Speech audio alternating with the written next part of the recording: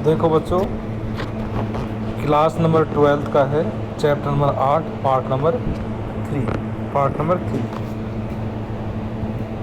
जैव यांत्रिकी और किन्सोलॉजी के संबंध में कुट चुने।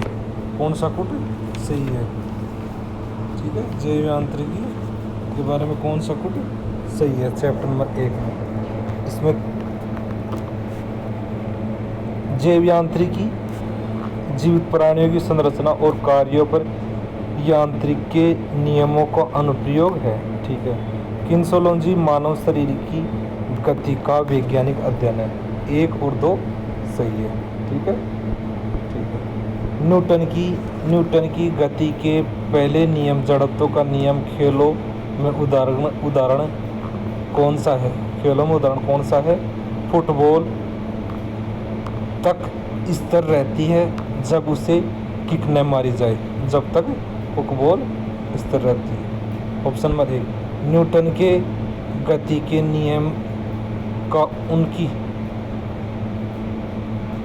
का उनकी परिभाषा के आधार पर मिलान करो। ठीक है। न्यूटन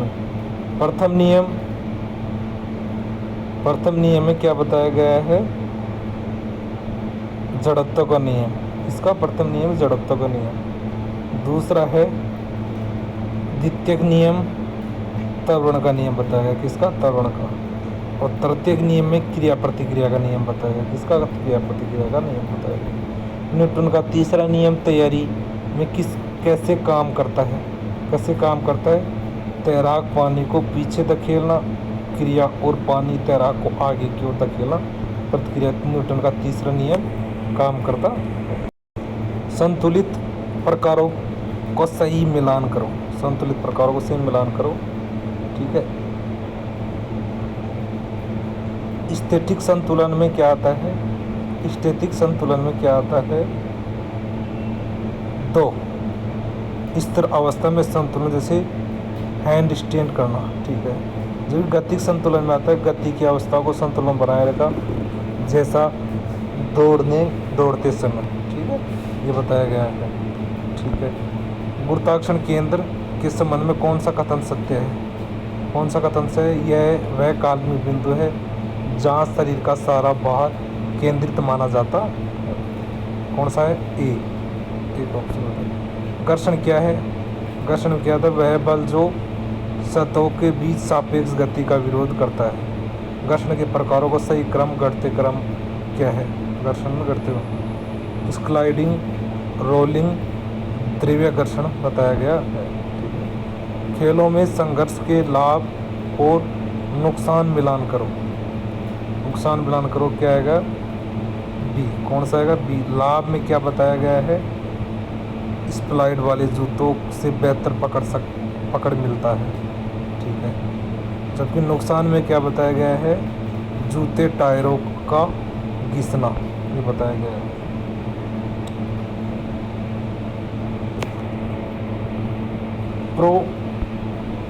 प्रोजेक्टाइल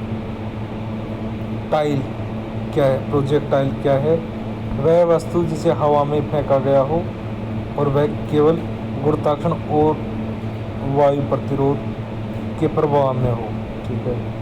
प्रोजेक्टाइल प्रक्षेपण वक्र को प्रभावित करने वाले कारक कौन सा है? कौन सा है? प्रक्षेपण कोण, प्रभावित वेग और गुरुत्वाकर्षण है। ठीक है। हवा में फेंकी गई वस्तु जैसा शॉर्ट पुट का मार्ग कैसा होता है? कैसा होता है? बी। परवलयाकार होता है। परवलयाकार होता है। वायु प्रतिरोध प्रोजेक्टाइल की गति को कैसे प्रभावित करता है? कैसे प्रभावित करता है? सी। यह वस्तु की क्षैतिज दूरी को कम कर देता है। ठीक है। लीवर को परिभाषित करने वाले 3 मुख्य बिंदु क्या है? 3 मुख्य बिंदु क्या है? फ्लेक्सब, फलक्रम, भार और प्रयास बताया गया है। लीवर की श्रेणी का मिलान करो। लीवर की श्रेणी का मिलान करो। 1 में क्या है? प्रथम श्रेणी में क्या आएगा? फलक्रम। द्वितीय श्रेणी में क्या आएगा? भार। और तृतीय श्रेणी में प्रयास बीच में आएगा। ठीक है, बीच में। ठीक है। मानव शरीर में तृतीय श्रेणी लीवर का सबसे सामान्य उदाहरण क्या है? सबसे सामान्य उदाहरण क्या बताया गया है? कोहनी से डंबल उठाना। गुरुत्वाकर्षण केंद्र सीधी स्थिरता को कैसे बढ़ाता है? कैसे बढ़ाता है? गुरुत्वाकर्षण केंद्र जितना नीचा होगा स्थिरता उतनी ही अधिक होगी। ठीक है। दैवीय घर्षण का अनुभव खिलाड़ी को कहाँ होता है? कहाँ होता है? बी, तैराकी और साइकिलिंग हवा का प्रतिरोध में होता है। फुटबॉल में स्पाइक्स का उपयोग क्यों किया जाता है? क्यों किया जाता है? घर्षण बढ़ाना, फिसलने से बचने के लिए किया जाता है। प्रोजेक्टाइल की अधिकतम दूरी प्राप्त करने के लिए आदर्श कोण बिना वायु प्रतिरोध के क्या है? बिना वायु प्रतिरोध क्या है? 45 डिग्री है। लीवर का खेलों में मुख्य अनुप्रयोग क्या है? मुख्य उपयोग क्या है? ए, कम बल लगाकर अधिक कार्य करना, गति बढ़ाना बताया गया है। रोलिंग फ्रिक्शन का उदाहरण कौन सा है? रोलिंग फ्रिक्शन का उदाहरण क्या है? क्रिकेट की गेंद का घास पर लुढ़कना। ठीक है। न्यूटन के दूसरे नियम के अनुसार यदि किसी वस्तु का द्रव्यमान अधिक है तो उसे त्वरित करने के लिए क्या किया जाता है? अधिक बल की आवश्यकता होगी। अधिक बल की आवश्यकता होगी। आधार का क्षेत्रफल बढ़ाने से स्थिरता पर क्या प्रभाव पड़ता है? क्या प्रभाव पड़ता है? स्थिरता बढ़ जाती है। जैव यांत्रिकी एक कोच की मदद कैसे करती है? कैसे करती है? तकनीकी में सुधार चोटों के जोखिम को कम करने में होती है। ठीक है। चैप्टर नंबर 9 का chapter number 2। Total 12th class में 10 चैप्टर हैं। इसके बाद में 2 चैप्टर, इसके बाद में 9 चैप्टर बाद में 1 चैप्टर होता है। ठीक है, आगे चलते हैं।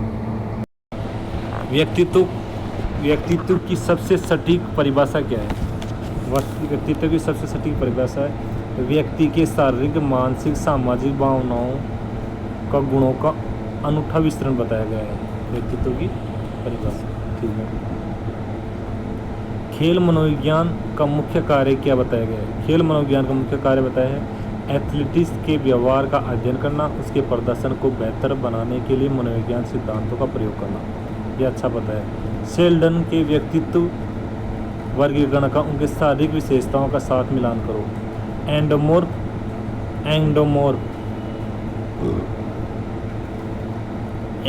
बताया गया है कि बताया गोल शरीर, वसा की अधिकता, नरम बनावट बताया गया है, उनके मोटा बताया गया है। जबकि मेसोमोर्फ में बताया गया है खटीला शरीर, मजबूत मांसपेशी, एथलेटिक्स बताया गया है। जबकि एक्टोमोर्फ में पतला शरीर, कमजोर मांसपेशियां, नाजुक बनावट बताया गया। ठीक है। बिग 5 व्यक्तित्व सिद्धांत के 5 घटकों की पहचान करो। कौन कौन सा? खुलापन, कर्तव्यनिष्ठ, बहुमुखीता, सहमतता, स्नायु विकृति। ये बताया गया। ऑप्शन नंबर ए ये बताया गया। ठीक है। आंतरिक अभिप्रेरणा का उदाहरण कौन सा है? आंतरिक अभिप्रेरणा का उदाहरण कौन सा है? केवल आत्मसंतुष्टि और खेल के प्रति प्रेम के लिए खेलना बताया गया है। बाह्य अभिप्रेरणा में कौन सा कारक शामिल है? कौन सा कारक बताया? प्रशंसा, पुरस्कार और सामाजिक प्रतिष्ठा बताया गया है। अभिप्रेरणा का अभाव क्या है? अभिप्रेरणा का अभाव है किसी कार्य को करने के उद्देश्य और प्रेरणा की पूर्ण कमी बताया गया है। अभिप्रेरणा की तकनीकी का सही समूह कौन सा है? कौन सा समूह बताया गया है? लक्ष्य निर्धारण, पुरस्कार, सकारात्मक सुदृढ़ीकरण बताया गया है। खेलों में आक्रामकता के प्रकारों का मिलान करो। प्रकार बताए खेलों में कौन सा बताया गया है? ऑप्शन नंबर डी शत्रुतापूर्ण में बताया गया है केवल दूसरे खिलाड़ियों को शारीरिक चोट पहुंचाना या नुकसान देना। ये ऑप्शन नंबर डी बताया गया। ठीक है, ठीक है। और साधनात्मक बताया गया है। साधनात्मक में बताया गया दूसरों को चोट पहुंचाकर अपना खेल लक्ष्य प्राप्त करना, जैसे टैकल करना। मुखर व्यवहार में बताया गया है नियमों के भीतर रहते हुए पूरी शक्ति और आत्मविश्वास से खेलना बताया गया। आत्मसम्मान का खिलाड़ी के प्रदर्शन पर क्या प्रभाव पड़ता है? खिलाड़ी पर क्या प्रभाव पड़ता है? उच्च आत्मसम्मान आत्मविश्वास बढ़ाता है और प्रदर्शन में सुधार करता है। ठीक है। मानसिक चित्रण तकनीकी क्या है? मानसिक चित्रण तकनीक क्या है? मैच से पहले मन में अपनी खेल तकनीकी और सफलता की कल्पना करना मानसिक चित्रण बताया गया है। स्वयं संवाद कैसा उपयोगी है? संवाद स्वयं कैसे उपयोगी है? सी कैसा बताया गया? सी यह एकाग्रता बढ़ाने और नकारात्मक विचारों को दूर करने में मदद करता है। ठीक है। लक्ष्य निर्धारण, लक्ष्य का क्या अर्थ है? लक्ष्य निर्धारण में लक्ष्य का क्या अर्थ है?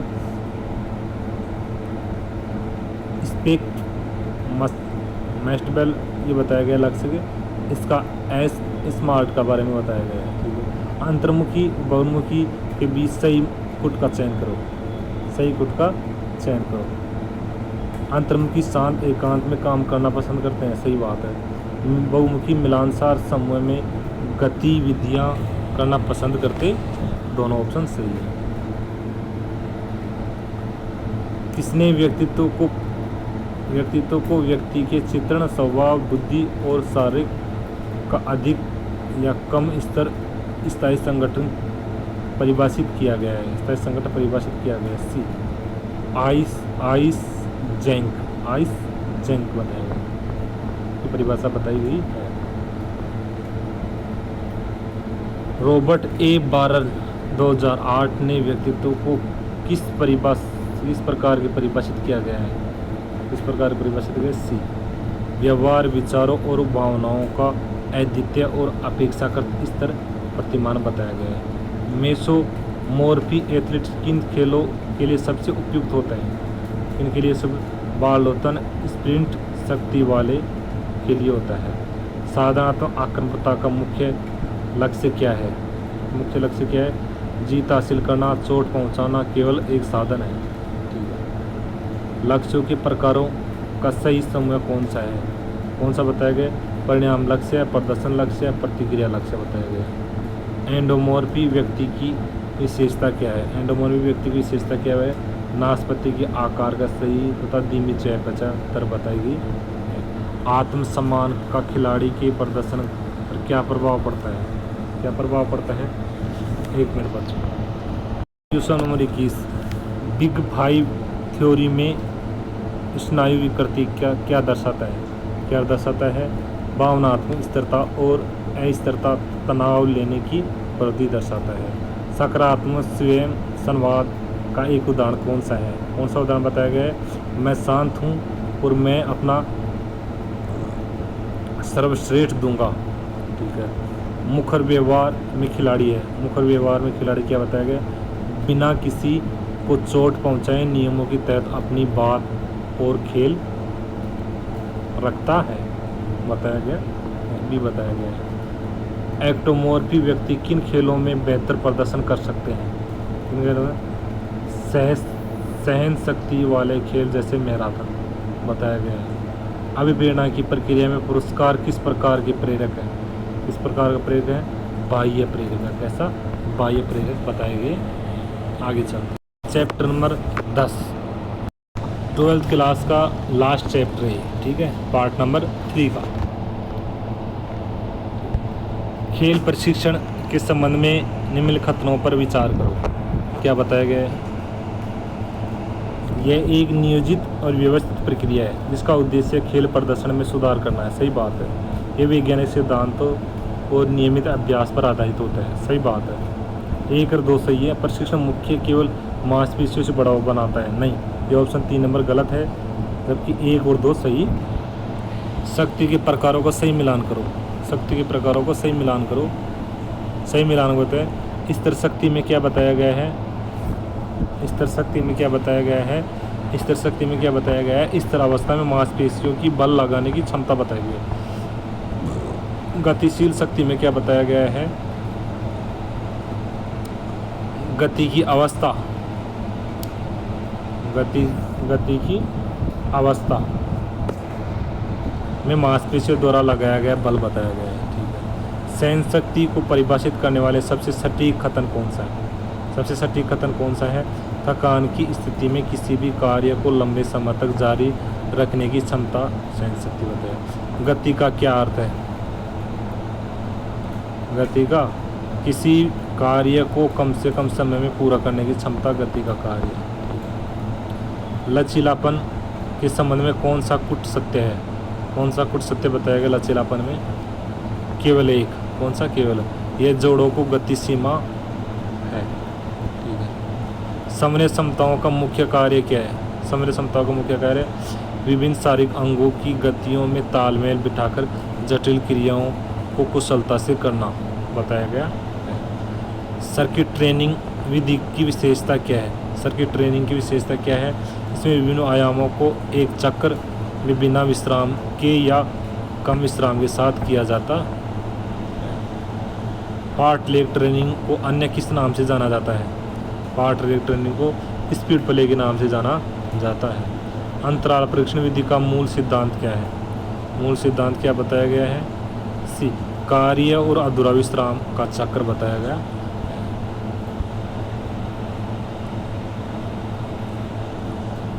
व्यायाम के प्रकारों का उनकी परिभाषा के साथ मिलान करो। मिलान बताएगा। क्या बताया गया है? आइसोमेट्रिक। आइसोमेट्रिक में क्या बताया गया है? आइसोमेट्रिक में मांसपेशियों की लंबाई नहीं बदलती, गति नहीं दिखती, जैसा दीवार धकेलना। ठीक है। आइसोटोनिक में क्या बताया गया है? आइसोटोनिक में गति दिखाई देती है, जैसे डंबल उठाना। ठीक है।